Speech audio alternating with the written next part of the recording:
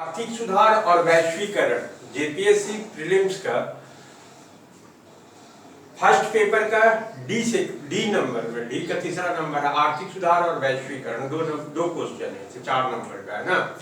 अब देखो, आर्थिक सुधार जो है हम लोग का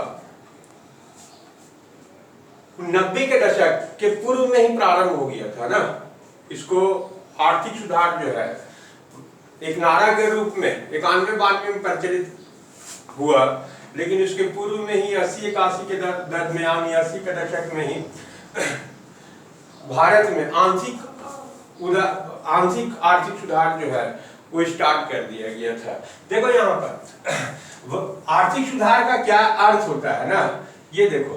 वर्तमान समय में आर्थिक सुधार का अर्थ अर्थव्यवस्था में राज्य की भूमिका को कम करना और निजी क्षेत्र की भूमिका को बढ़ाना है ना।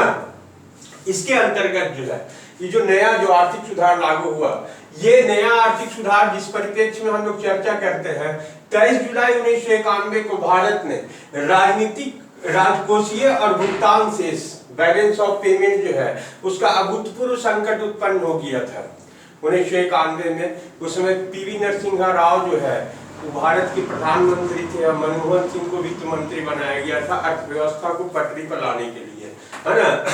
राजकोषीय घाटा बहुत अधिक बढ़ गया था और इसके साथ साथ भुगतान संतुलन का मतलब है बैलेंस ऑफ पेमेंट। कोई भी चीज अगर मंगाता है आदमी बाहर से तो उसका डॉलर के रूप में हम लोग को भुगतान करना पड़ता है, डॉलर है ही नहीं था ना। नतीजा हुआ इन दोनों का इस स्थिति में जो हम लोग का है, ये 23 जुलाई 1991 को नई आर्थिक नीतियों की घोषणा पीवी नरसिम्हा राव के द्वारा किया गया था, तत्कालीन प्रधानमंत्री। लेकिन उससे पहले ही 80 के दशक में सरकार द्वारा जो है उदारवादी नीतियों की घोषणा की जा चुकी थी, लेकिन नारा नहीं दिया गया था ना। आंशिक उदारीकरण था ना, क्योंकि 70 के दशक में ही अर्थशास्त्री लोग डिमांड करने लगा था। 80 के दशक में जब अर्थव्यवस्था दुनिया का जो है परिवर्तित होने लगा, जिसे जो बंद अर्थव्यवस्था या कमांड अर्थव्यवस्था जो था, जिसे चाइना उना का, उन लोग भी अपना खुले द्वार की नीति अपनाना स्टार्ट किया।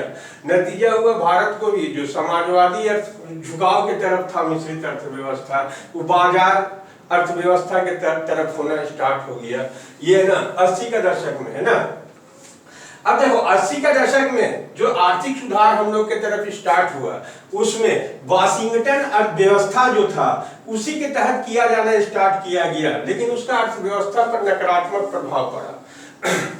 नकारात्मक प्रभाव का माने जो हम लोग का अर्थव्यवस्था सुधरने की जगह और गड़बड़ाए ही, जो आंशिक उदारवाद के रूप में आदमी जो है 80 के दशक में स्टार्ट किया था भारत सरकार के द्वारा। इसमें क्या किया था ना कि भारत सरकार जो है वो अपना निर्यात बढ़ाने के लिए महंगा आयात वाला जो प्रोडक्ट था उसी पर बेसी ध्यान देने स्टार्ट किया। नतीजा क्या हुआ कि और जो ऋण का बोझ था वो और ऋण का बोझ बढ़ता चला गया ना।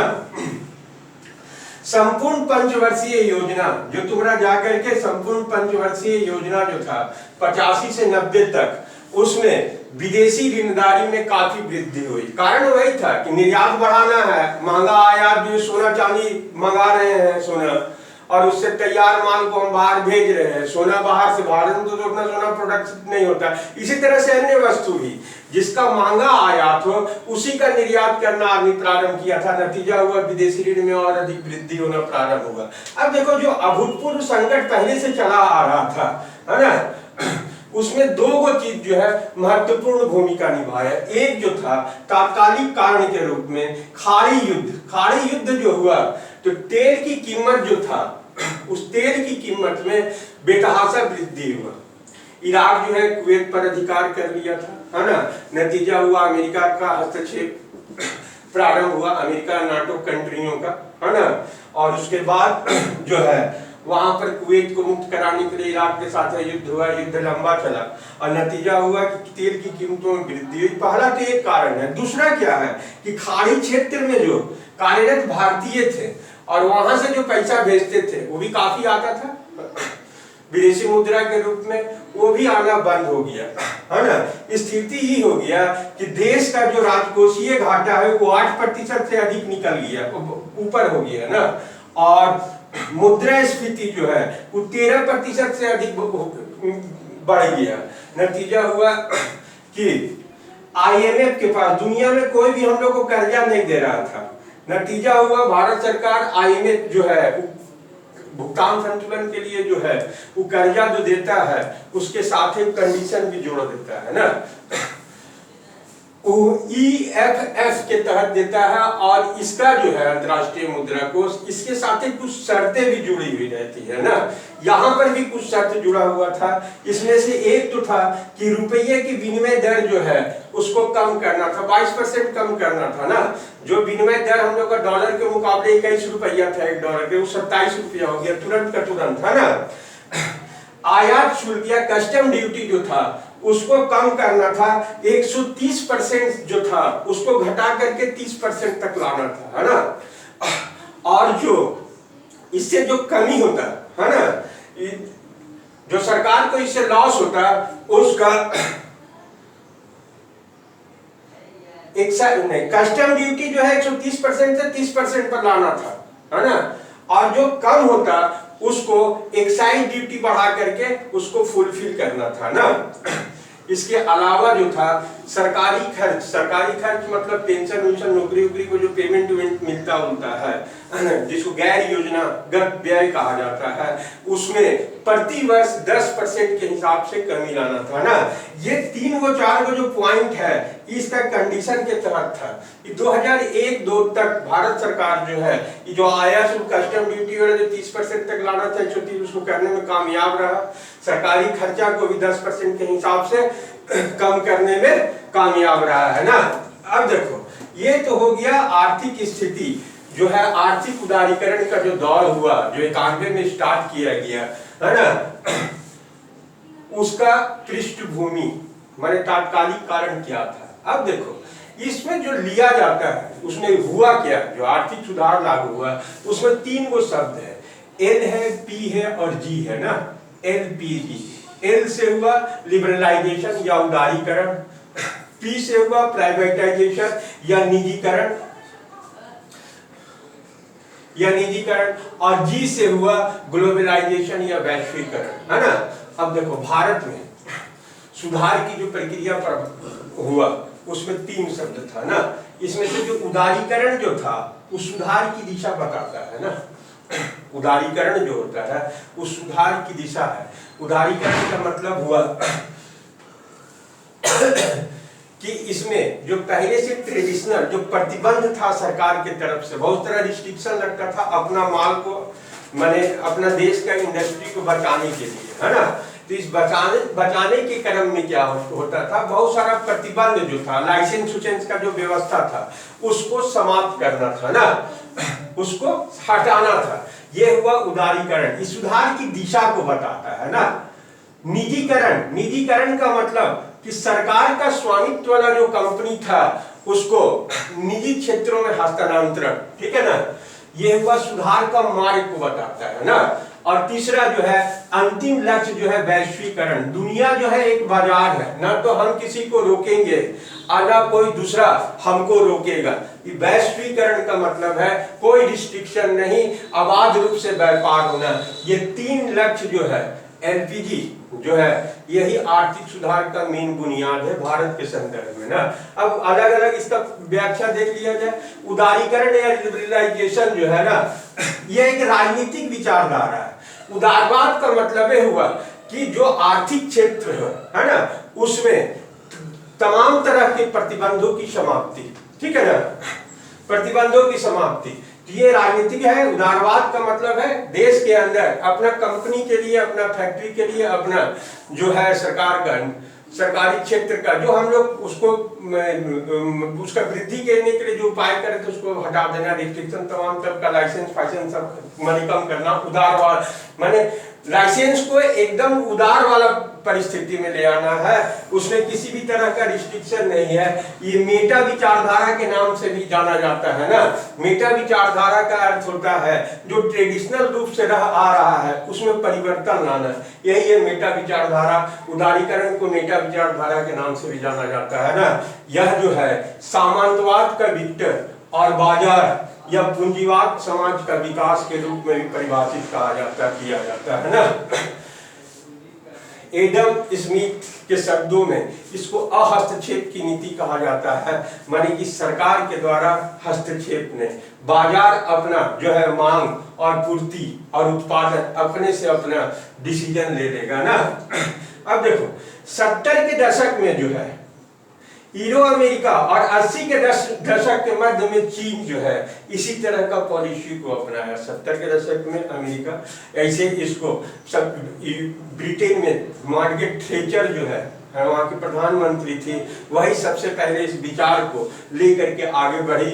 बाद में यूरोप के अन्य देश अमेरिका है ना, और उसके बाद दुनिया के अन्य हिस्सों में 80 के मध्य तक ये पहुंच गया है विचार, ठीक है ना। इसके अंतर्गत जो है राष्ट्र या योजना बना करके या कमांड अर्थव्यवस्था, इसका जो है समाप्ति था और खुला बाजार या पूंजीवाद का विस्तार था, ठीक है ना। अब देखो निजीकरण या प्राइवेटाइजेशन जो है इसके अंतर्गत निजीकरण का मतलब होता है विराष्ट्रीयकरण, ठीक है ना। विराष्ट्रीयकरण है ना, या इसी को कहा जाता है, इसका दूसरा शब्द है विनिवेश। विराष्ट्रीयकरण का मतलब है कि राष्ट्र का संपत्ति से अब उसको निजी हाथों में सौंपना, लेकिन भारत के संदर्भ में जो है ऐसा कभी हुआ नहीं है। अब जो नया दौर का जो सुधार चल रहा है तो हो सकता है जैसे रेलवे में दे रहा है आजकल, तो अब जाकर के होगा, लेकिन इसके पूर्व तक की स्थिति था कि विराष्ट्रीयकरण के मतलब का जो था वो भारत में पूर्ण रूप से लागू नहीं था। विनिवेश जो है वो शुरू से जब 91 में हुआ तो विनिवेश का मतलब हुआ कि पहले 25% 49% सरकारी जो सेक्टर है उसका डिसइन्वेस्टमेंट करना था, उतना बेच देना था उसका शेयर को, ठीक है ना।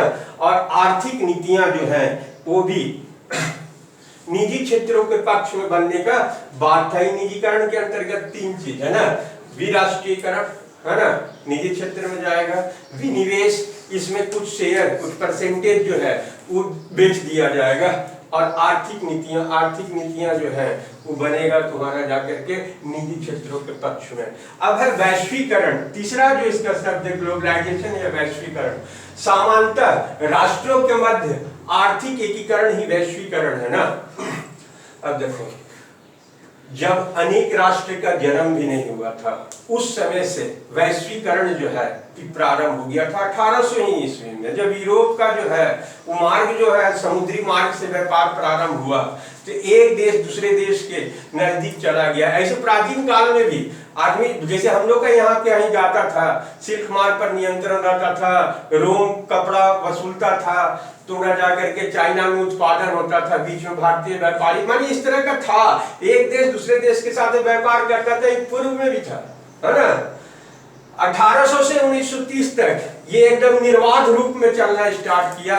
बंद कब हुआ, थोड़ा सा कम कब हुआ, इसमें थोड़ा सा रिस्ट्रिक्शन लगा जब विश्वव्यापी आर्थिक मंदी 1929 में स्टार्ट हुआ ना, उसके बाद फिर से इसको वैश्वीकरण की दिशा में, उसके बाद उसमें रिस्ट्रिक्शन अलग अलग देश लगाना स्टार्ट किया, लेकिन उधर चाइना जो हुआ वो अलग 49 के बाद, उसके पूर्व में सोवियत रूस अपने यहाँ रिस्ट्रिक्शन लगाता था, बहुत सारा जो पश्चिमी पूर्वी यूरोप के देश थे वो भी जो है अपने यहाँ रिस्ट्रिक्शन लगाते थे।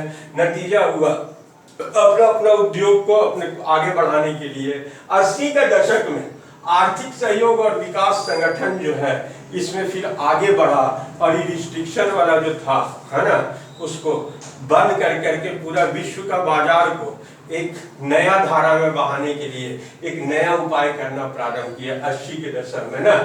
अब आज का दौर में फिर भी जो काम है उसमें फिर से निर्बाध रूप से प्रतिबंध लगना स्टार्ट हो गया है। हर कंट्री जो है वो अपना अपना उद्योग को आगे बढ़ाने का प्रयास कर रहा है। इसी में 2020 में, है ना, कोरोना संकट, भूतपूर्व संकट जो हुआ उसमें भारत सरकार द्वारा आत्मनिर्भर, भारत सरकार अपने आप को आत्मनिर्भर बनाने के लिए आत्मनिर्भरता अभियान का शुरुआत किया, है ना।